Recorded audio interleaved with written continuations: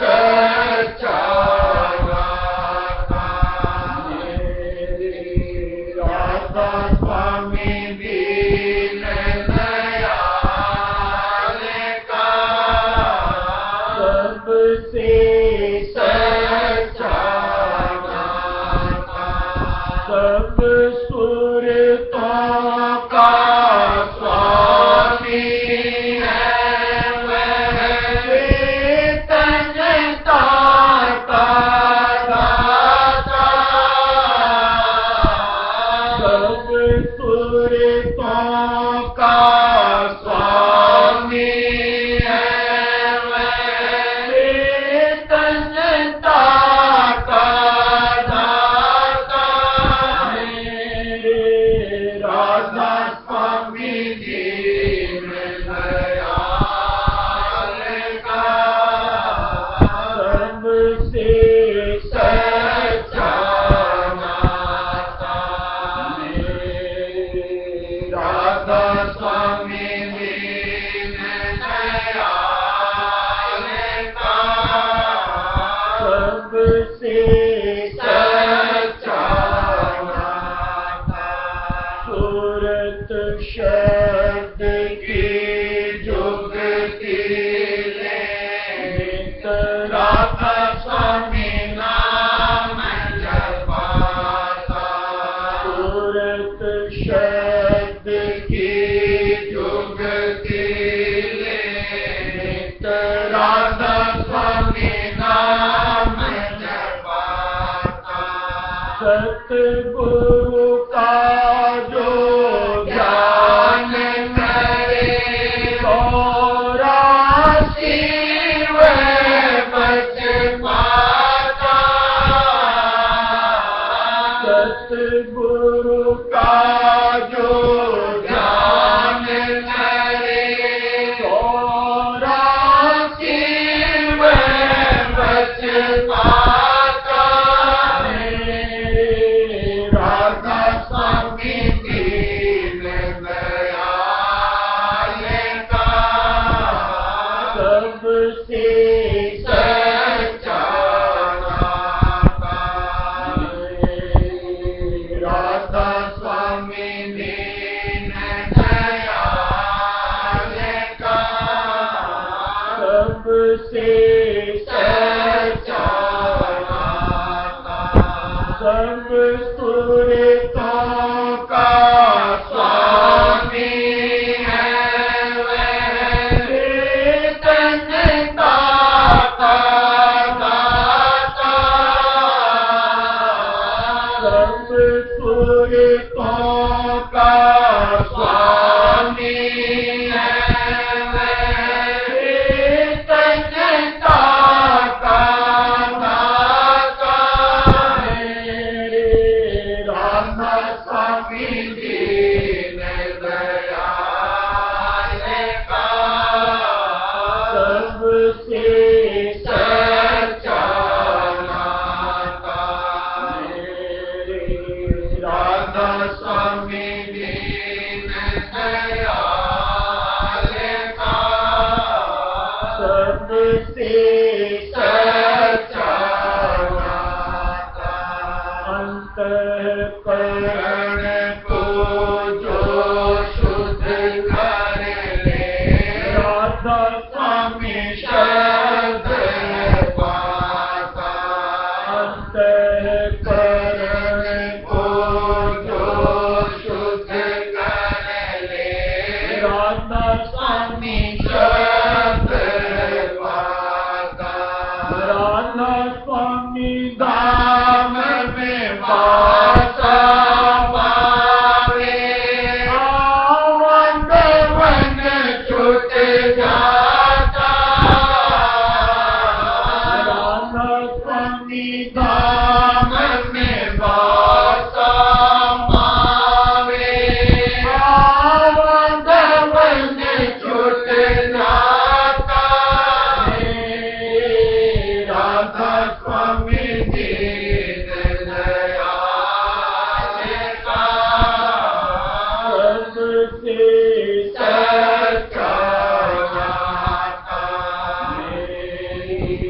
राधा स्वामी दीन दयाल का सबसे सच्चा नाता जब सूरतों का स्वामी है वह चेतनता का दाता सब सूरतों का स्वामी है वह चेतनता का दाता मेरे राधा स्वामी दीन दयाल का सबसे सच्चा नाता मेरे राधा स्वामी दीन दयाल का सबसे सच्चा नाता।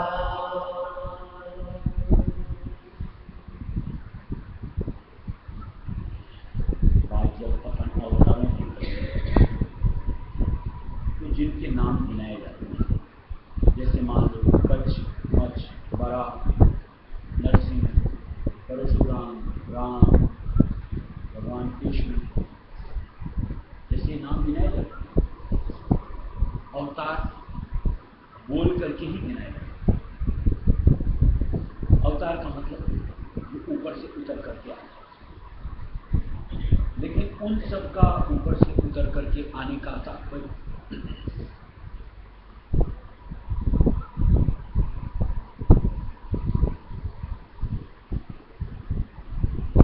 उन्होंने आकर के यहाँ क्या किया।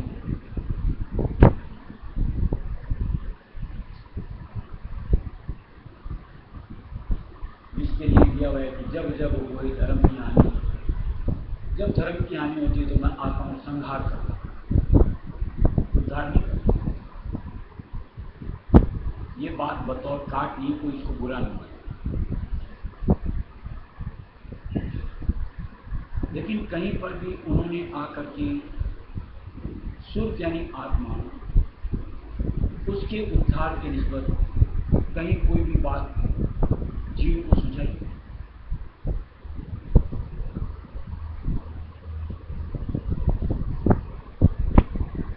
क्यों? कभी ये प्रश्न हमारे जहन में आया?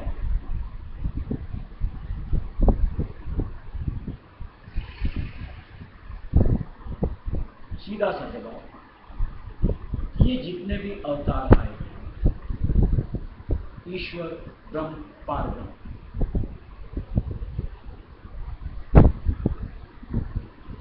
और इन्हें अपना देश उजाड़ना नहीं था, इसको यूं भरा पूरा बसा करके रखना। इसलिए सुर यानी आत्मा के उद्धार की निस्बत इन्होंने जीवों को बख्शा ही नहीं कुछ भी, कि कहीं कोई छेद करके इधर से निकल जाए तो उनका देश उजड़ जाए। सब पूजनीय है, कहीं बुराई।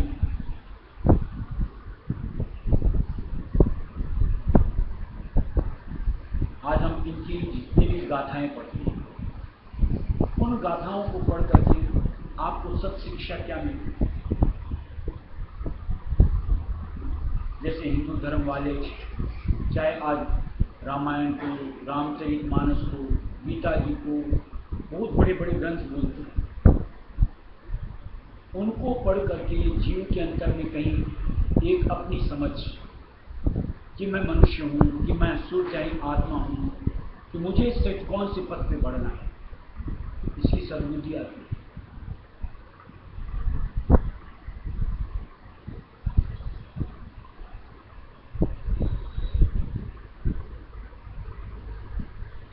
लेकिन संतों का जो प्रथम अवतार भक्त कबीर साहब के रूप में आए और महाराज तक आए, अगर इनके ग्रंथों को पढ़ो, इनकी जीवनी को पढ़ो, कर्म कांड से कोई मतलब नहीं, सिर्फ जीव की यानी सुर यानी आत्मा की हित की बात। हम उनकी अंशली नहीं थे, यानी और जितने अवतार है कबीर साहब से कहो, इसलिए उन्हें उसके शुद्ध ही नहीं। और ये जो आए संत अवतार, हम इनकी अंश थे, इनको इनकी शुद्ध हुई, इसलिए उन्होंने हमारी निस्बत रास्ता तजदीस करके दिया कि ये बाहर कर्म कांड से हट करके अंतर की राह।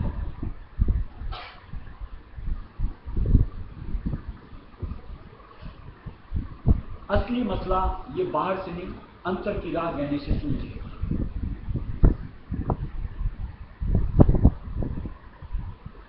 आज स्वामी जी महाराज ने दिया हुआ है कि जग जागृत भव दुख मूल, सुपना भी दुख सूक्ष्म। ये भव का रूप ऐसा है, इसमें दुख है, दुख ही दुख है, सुख है भी नहीं, बल्कि यहां तक स्वप्न में भी सुख नहीं। और इसलिए उन्होंने आकर के तीसरे देश का, सप्त देश रायसुन देश का भेद ला कि किसी तरीके से इन जंजाल से निकल करके अपने आप को उस देश में कि जहां कष्ट कलेश कलह किसी का नामो निशान है, एक बार की मशक्कत हमेशा हमेशा का आनंद। काश जीवों की समझ में आवे संत मत और सत्य की राह पे बढ़ चले तो हमेशा हमेशा का निगोड़ा हो सकता। लेकिन उसके लिए ये जो तर्क वितर्क वाद विवाद, इनसे अलग हट करके जो सटीक चीज मालिक ने दी है, जैसा मालिक ने मेरे राय सुनिए दीनदयाल का सबसे सच्चा नाम, कोई भी क्यों ना हो, किसी धर्म से क्यों हो, सबके साथ उसको मालिक राय सुन दयाल का सच्चा नाम है। और वो अनायास सबको पोषता है। आप देखो यहां सूर्य मंडल में भी देखो, यहां सूर्य जब निकलता है किस चीज का फर्क करता है, सबको अपने हिसाब से बराबर रोशनी देता है या नहीं देता? क्या हिंदू को ज्यादा, मुसलमान को कम, या क्रिश्चियन को कुछ और, या मनुष्य को कुछ, पशु को कुछ, किसी को कुछ? ये भेदभाव तो हम सब करते हैं, और ये भेदभाव ये मन के घाट के साथ होता है। संत मत राय सुमत में जो जुगत सुरज शब्द योग की गई कि मन के घाट से हटो आज्ञा चक्र का घाट पर, यह हमारा घाट भेदभाव से ऊपर। कोई अपनी तवज्जो यानी वृत्ति को समेट करके यहां पर केंद्रित कर ले तो उसका भेदभाव अपने आप खत्म होता है। जिसके लिए क्या किया हुआ है कि दुई यहां दूर हो जावे दृष्टि जोत में से। जब तक यहां बैठे दो आंखों से देखते हैं तब तक भेदभाव दिखेगा ही दिखेगा, चाहे अमीर गरीब का कहो, स्त्री पुरुष का कहो, किसी भी रूप में कहो। लेकिन जहां अपने आप को साधना करते यहां एकत्रित कर लिया, ये भेदभाव सब खत्म हो जाता, यानी सब में उसको मालिक की अंश यानी आत्मा दिखनी शुरू हो जाए। वो फिर किसी के साथ बदसलूकी दुर्व्यवहार कर ही नहीं सकता। और ये अगर मुमकिन हो पाता है तो निश्चित तौर से एक ही जुगत रायसुई मत से सूरज शब्द योग की साधना यानी ध्यान योग पे रायसुई नाम के जाप को करते हुए अपने आप को यहां कम से कम लाता है। कई जगह ऐसे मसले होते हैं, सोचते हैं, देखते हैं, ऐसा लगता है हमारे पास बुद्धि भी है या नहीं। जैसे आप लोगों ने भी देखा होगा, मैंने देखा तो क्यों नहीं आप लोग देखो। जैसे आप देखो गाथाएं पढ़ते हैं पुरानी, की बतौर काट की बातें नहीं, समझने की चीजें कि आज जैसे आप रामायण सीरियल देखते थे या महाभारत सीरियल देखते थे, नहीं तो किसने देखा, सिर्फ पढ़ाई पढ़ा। उन सब में आप लोगों ने कहीं पर भी एक चीज नोट की कि ये जिनकी बात, जिनकी निस्बत ये ग्रंथ रचे गए, यानी चाहे भगवान कृष्ण के लिए चाहे भगवान राम के लिए, उनको छोड़ करके किसी और ने दाढ़ी मूंछ साफ करे, सिर्फ इन्हीं को दाढ़ी मूंछ से रहित क्यों दिखाया जाता है?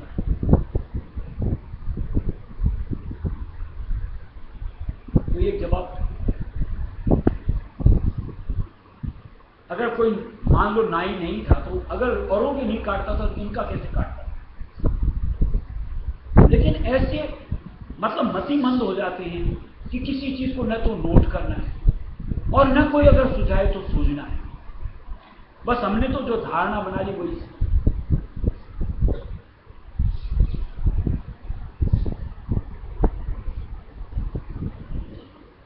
आप अगर एक एक चीज अगर इन ग्रंथों के हिसाब से सोचो, देखो ये काट नहीं, मैं बार बार बोल रहा हूं, कोई बुरा न माने। आज इन लोगों ने चाहे भगवान राम ने कहो चाहे भगवान कृष्ण ने कहो आकर के जो भी लीलाएं, इसमें जीव का हित क्या था? मनुष्य का हित क्या था?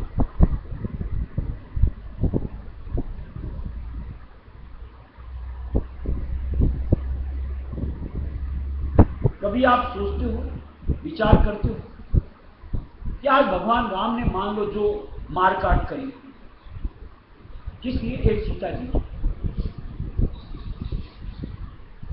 उन एक सीता जी के लिए इतनों के प्राणों की बलि दे देना, वो क्या सारे पापी थे?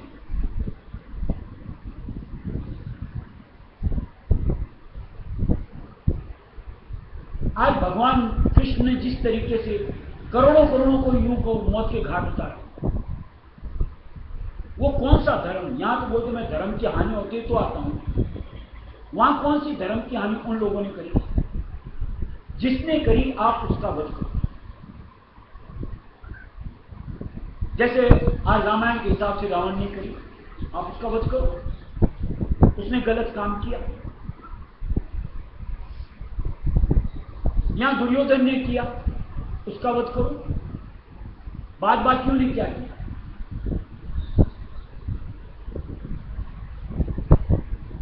अगर सही बात सोचो, अगर विचार करो, यानी बुद्धि का अगर इस्तेमाल, बाहर क्या इस तरीके का कुछ हो सकता है? इन जितनी लीलाओं को ये ग्रंथों में रचा गया, बाहर कुछ नहीं हुआ। ये सब हमारे देही के अंतर की सारी लीलाओं का बाहर वृत्तांत किसी से जोड़ करके हमें सुझाया।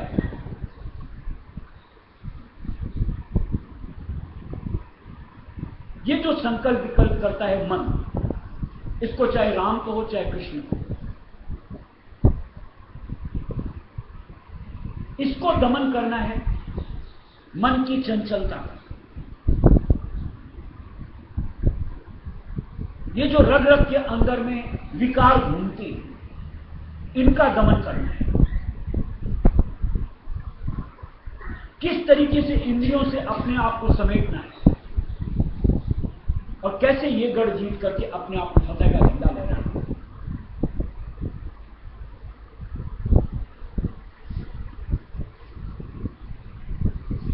लेकिन किसी को ये बातें समझाने जाओ तो हमें नास्तिक ठहरा दिया जाता है। यानी राजस्व मत वाले तो किसी को मानते ही नहीं। अगर खरी बात कहना, सत्य बात कहना, अगर नास्तिक कहलाना है, सबसे पहले नास्तिक हम ही लोग, कि उन्हें जो आस्तिक बने फिरते हैं, निज घर की शुद्ध ही नहीं, निज घर की परमपिता राजस्व की शुद्ध ही न हो, और ये भ्रम अवस्था के साथ जुड़े रहना आस्तिकता कहलाता है। और हम इन सबको नहीं मान करके हम घट की सेंस लगाने में अपने आप को जोड़ते हैं, हम नास्तिक कहलाते हैं। क्या विचित्र नहीं लगता?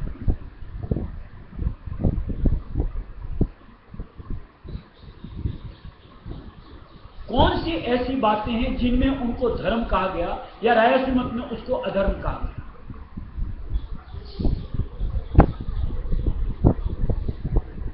जैसे सोचो, झूठ बोलना निश्चित तौर से अधर्म है, पाप है। किसी की हत्या करना अधर्म है, पाप है। क्या राजस्व मत इन बात को स्वीकार नहीं करता? किसी के साथ बदसलूकी करना यह निश्चित तौर से पाप है। क्या राजस्व मत इस बात को नहीं मानता?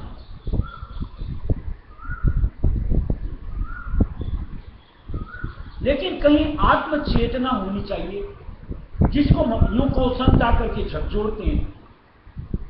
अब उस बात को किसी को न तो सोचना है न विचारना है, कि क्या वहां पर कहा जाता है, किस निस्बत कहा जाता है। अगर इसकी समझ ही नहीं लेगी तो निश्चित तौर से वो जड़ के साथ जुड़ करके जड़ ही हो गए कि जिन्होंने भी उन ग्रंथों की रचना करी, उस लीला का बखान किया, उसके सार को उनको गए हैं।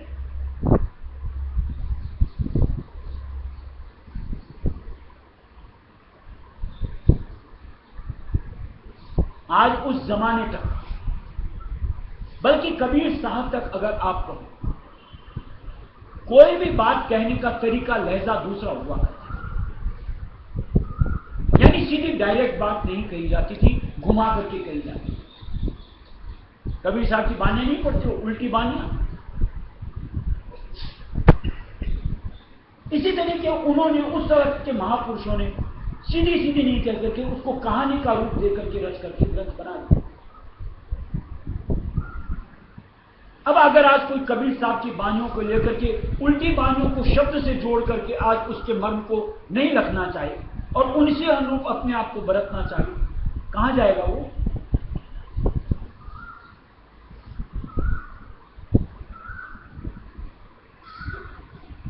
जैसे कई जगह दिया, स्वामी जी महाराज ने भी दिया है कि सास मरी घर आया ससुरा, कि इसने इसको मारा, इसने इसको मारा। अगर शब्दों के जंजाल में अगर आप उलझे रहो तो निश्चित तौर से आप अपने आप को अधोगति तक ले जाओगे। लेकिन जो कहने का मर्म, जो कि सिर्फ चेतन सत्ता से समझ में आ सकता है, न पाया जाए, तो निश्चित तौर से भ्रम अवस्था आपके ऊपर में हावी हो जाए, जड़ता आ जाए।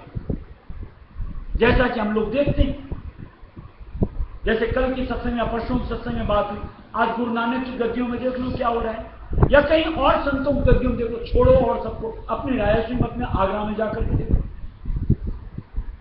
वही समाज, वही खड़ाऊ और वही जाकर के पलंग देख लो। कैसे जीव अंधविश्वासी होते होते होते जड़ता तक आए। संतों ने आकर के जो सत्य राह दी, उसके ऊपर हमको विचार तक नहीं कर।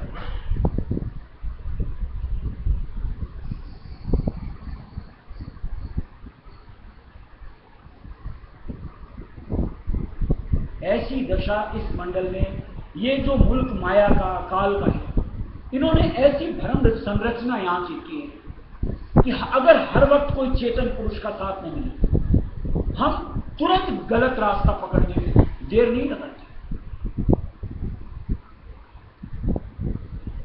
क्या हम लोग नहीं देखते कई जगह इतना चेतन का संग मिलते हुए भी कई जगह हम अपने आप को मन की सोच से जोड़ करके गलत अर्थ निकाल करके उधर चल पड़ते। चेतन सत्संग, चेतन संग मिलते, और जिनको ये मुहैया नहीं हो, उनकी क्या दशा हो सकती।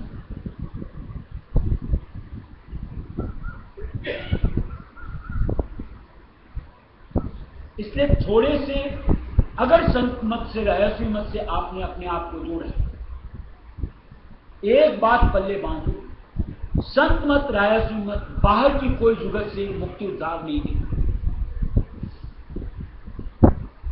किसी को भी अपनी मुक्ति उद्धार चाहिए, अंतर की राह पे आना, वहां निराकार रहस्य में दयाल से अपने आप को जोड़ो। यहां ठोक बजा के कहा जाता है कि मान लो आज उनको वक्त गुरु का साथ भी मिला, अगर उसको आप अंतर में निराकार रूप में तब्दील नहीं करते हो तो वो साथ हमारे लिए कामयाब नहीं होता। क्योंकि ये साथ तो मान लो कितने दिन तक साथ रह सकता है, लेकिन क्या अंत का साथ इस साथ के साथ चलता चला जाएगा?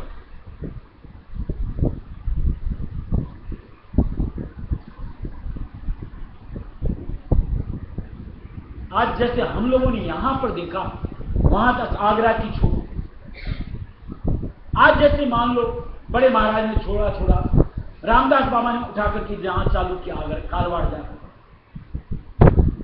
कैसे जीवों के अंदर जड़ता कि उसने जाकर के वहां बड़े महाराज की खड़ाऊ लगा दी, लोग बाग मत्था टेकना शुरू कर, और उसने जिस तरीके से समझाना बुझाना शुरू किया, कई जीव बेचारे बह गए। देखा नहीं हमने? आज महाराज ने चूल्हा छोड़ा तो गुरुदेव जी ने देख लो क्या रंगा लगा रखा। ये तो यूं कहो सामने सामने की बातें हैं। वो बातें तो आज समझ लो एक अरसा हो गया। यहां भी अगर ये अरसा बीत जाएगा, किस तरीके से जड़ता समा जाएगी कि जहां जीव लीक पिटाई के अलावा और कुछ नहीं करेगा। यानी चेतन होकर के भी जड़ में अपने आप को शुमार कर ले। आंखें होते मुझे नहीं दिखता, कान होते मुझे नहीं सुनता, बुद्धि होते मुझे कुछ समझ में नहीं आता। क्या यही दशा एक मनुष्य की होती है जो सृष्टि का सबसे उत्तम चोला? यानी अगर देखो तो सब कुछ दिखे, सुने तो सब कुछ सुनने समझ में आवे, तब कहीं हम दुरुस्त राह पकड़ करके अपना काम सुने। यानी निश्चित तौर से फिर भजन, ध्यान, सत्संग, सेवा, इनमें अपने आप को जोड़ करके अपने आप को निकाल सकते। और ये जुगत सिवाय संत मतराय सुमत के सच्चे गुरु के दूसरा नहीं। और काश ऐसे समूह का, संतों का साथ मिले और ये बात हमारी समझ में आ गई तो हम जड़ता से हट करके चेतन में अपने आप को लाभ निकालें कि जहां से फिर सच्ची राह बढ़ती है, चलती है, ध्रुव मंजिल तक पहुंचती है।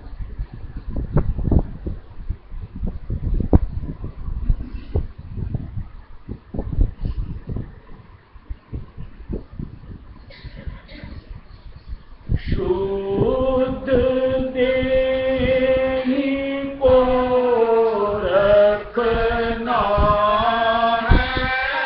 नहीं श्रृंगारों में अपना। शुद्ध देही को रखना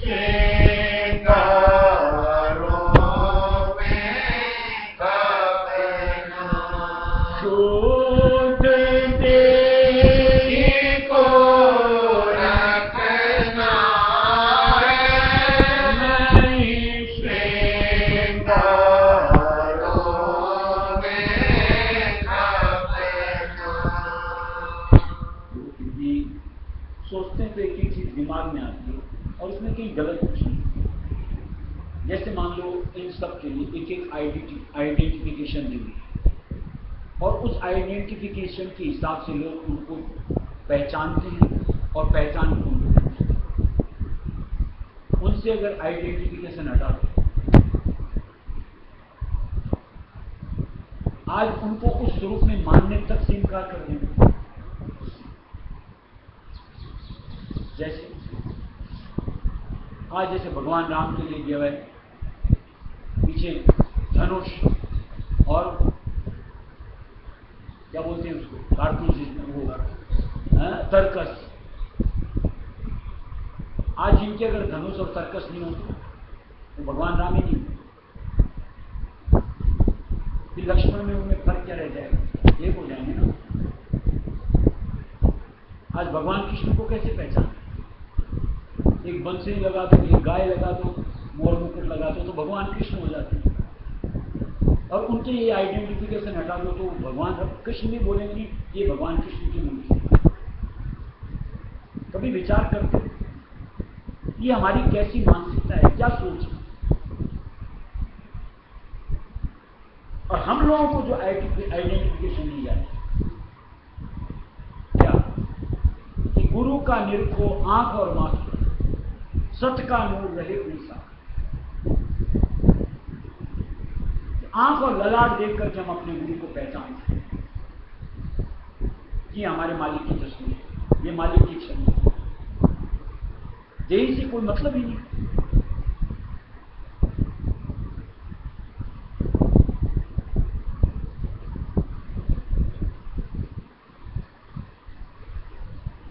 आज कितनी ऐसी लगता है कि हमने अपनी इतनी विशाल विस्तृत बुद्धि होते हुए उसको कितना छोटा कर दिया कि उस समझ को उससे आगे हमको लेना ही नहीं। जबकि संत मत राय सुमत हर वक्त कहा जाता है बुद्धि को विस्तृत करो, जिज्ञासु बनो। तुम चेतन के अंश हो, विशेष चेतन के लिए आज संपर्क साधा है मालिक के साथ, छिटको नहीं, आगे बढ़ो। और वहां कहता ना आगे मत बढ़ो। उनके हिसाब से कोई प्रश्न अगर उनके हिसाब से कोई बातें उनके ऊपर करता है उसको नास्तिक करार कर दिया जाए, इसका माथा तो फिर गया।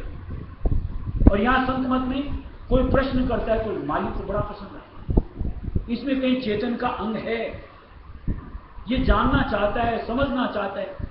और जान समझ करके आज मालिक की शरण से जुड़ेगा, अंतर की राह पकड़ेगा, उसको एक से एक अद्भुत लीला के साथ अपने आप को रूप होने का मौका मिलता है, या यूं को मालिक पहुंचता है। क्या इतने फर्क के साथ हमें अपनी समझ नहीं आती कि कौन से कर्म से जुड़ना मेरे लिए उचित है।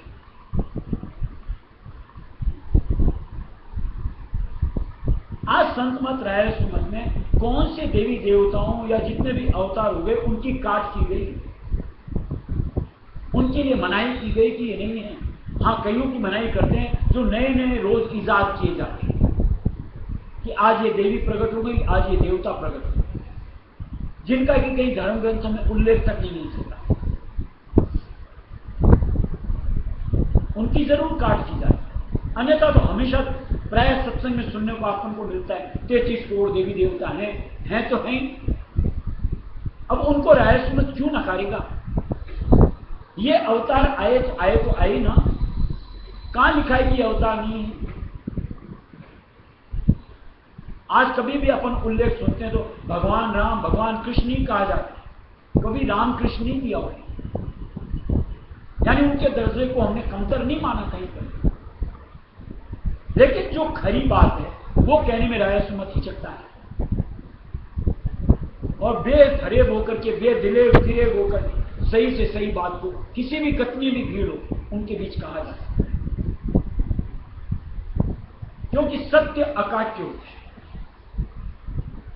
और जो झूठ होते हैं उसके पांव नहीं होते। किसी से चार प्रश्न करो उन्हीं के धर्म के रिश्वत लाजवाब हो जाते हैं, बोलती बंद हो जाती है। आज मान लो आप किसी बड़े बड़े जो महंत बने फिरते हैं, पंडित बने फिरते हैं, जो यूं को हजारों लाखों कमाते फिरते हैं धर्म के नाम से, उनको 4 बात करो आप, मुंह मोड़ने अभी मेरे पास फुर्सत नहीं है। अरे फुर्सत चाहिए, तेरे पास जवाब नहीं है।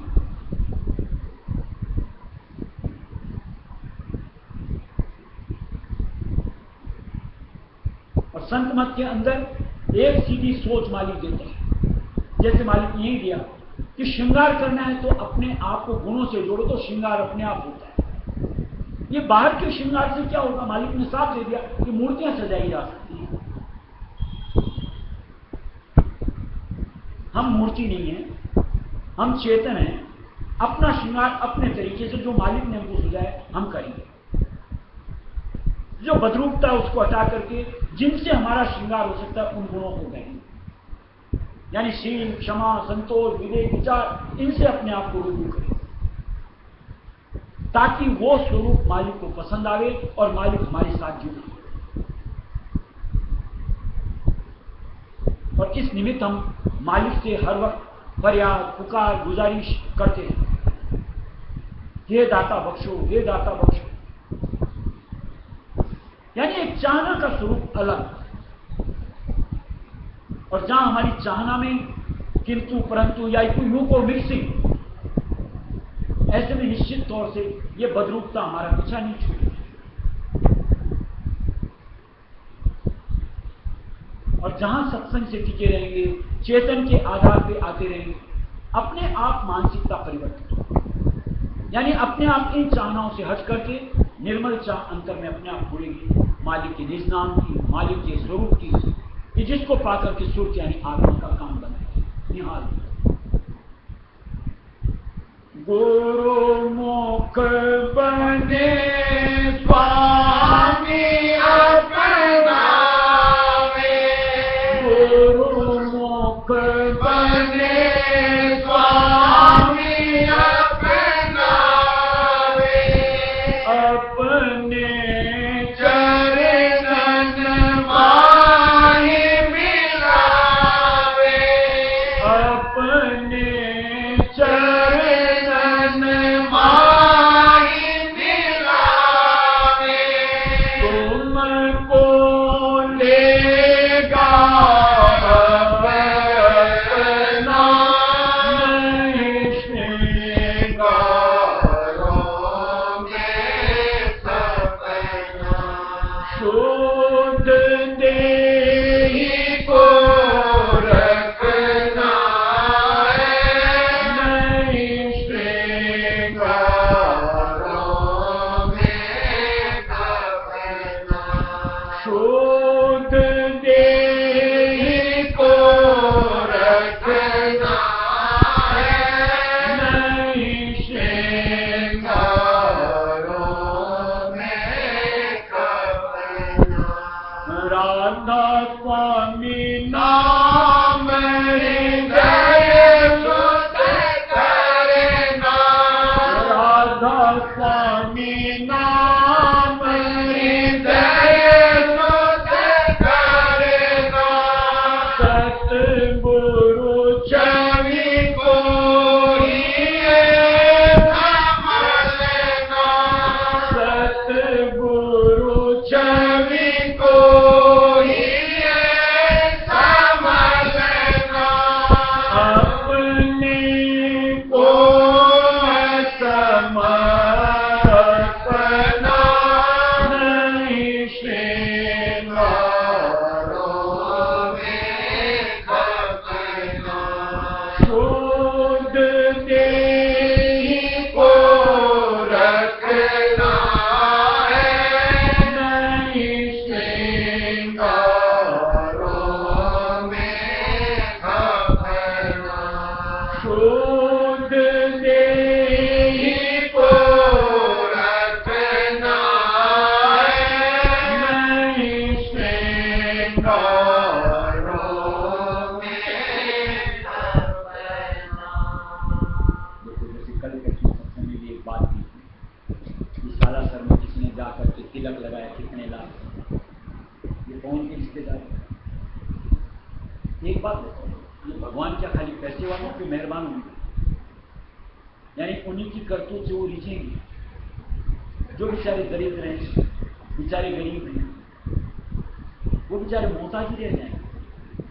क्या उनकी नजर में भी इतना फर्क हो? यहां तो फर्क कर दिया जाए। जो आज माया की यूं को समर्पण लेकर के आगे आते हैं, ओहो फलान संजय आ रहे हैं, इनके लिए रास्ता बनाओ, तरजीह दी जाती, मान सम्मान दिया जाता। ये गुरुदर के ऊपर मंदिरों में जहां भगवान बोलते बैठते हैं,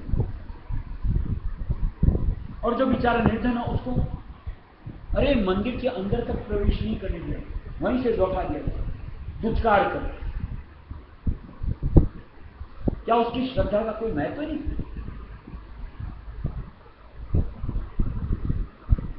हमने तो यहां मालिक के दर में जिंदगी में देखा कि मालिक ने कभी किसी को फर्क किया ही नहीं, दोनों एक तराजू के अंदर तोले जाते, कहीं ऊंच नीच का कोई फर्क नहीं, न कोई जात वर्ण का, न कोई धन दौलत माया का, न स्त्री पुरुष का, न कोई बच्चों का। जिनके अंदर प्यार का मादा दिखा, मालिक सर आपको बैठा। ऐसा कौन कर सकता सिवाय मालिक के? हम तो ऐसों को पूछते, ऐसों के बन जाना चाहिए। जहां भेदभाव होता हो, जहां कहीं फर्क दिखाया जाता हो, वहां परमार्थ नहीं, धर्म नहीं, अधर्म नहीं। क्या इतनी भी समझ मनुष्य हो कि हमें नहीं आती?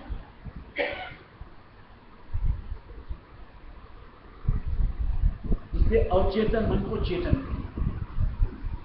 कहीं अपने आप को मनुष्य का बोध करो कि तू मनुष्य है, जड़ नहीं, पशु नहीं कि जिधर हाँक दिया गया उधर ही हाँकते चले जाए।